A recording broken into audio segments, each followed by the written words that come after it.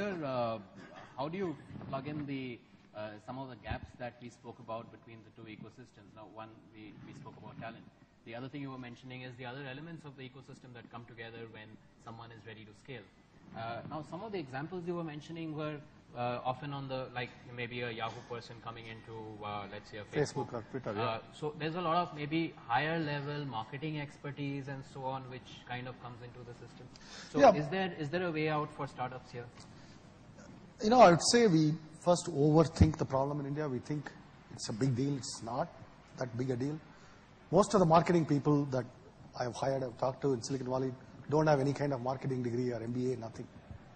Most are self-made. I mean, you'll see this extensively in Silicon Valley. There's hardly that many people with a Harvard Business School or any of that. In fact, those are not the ones who you would want to hire in a startup, typically.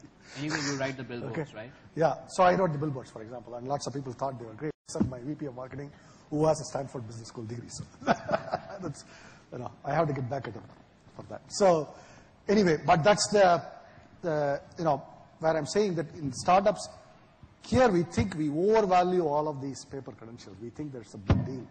So first we have to quit thinking that it's a big deal. I mean, think about Mark Zuckerberg. He was 18-year-old when he started.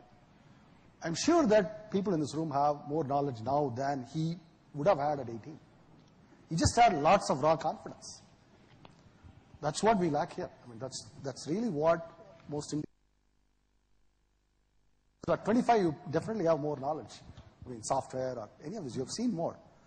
But what we lack compared to the 18-year-old who are starting the companies is that raw confidence. Even a little bit of arrogance. Screw you, I'm going to do it, right? So that's what we need more of here. So it's marketing, sales, any of this. You jump in, you try it. This is what Vinod mentioned yesterday too, that there's no real script to this. You jump in and you learn to swim.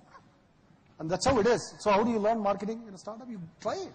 I mean, lots of things will fail. Okay, lots of times, whatever, we have launched so many products, so many have failed.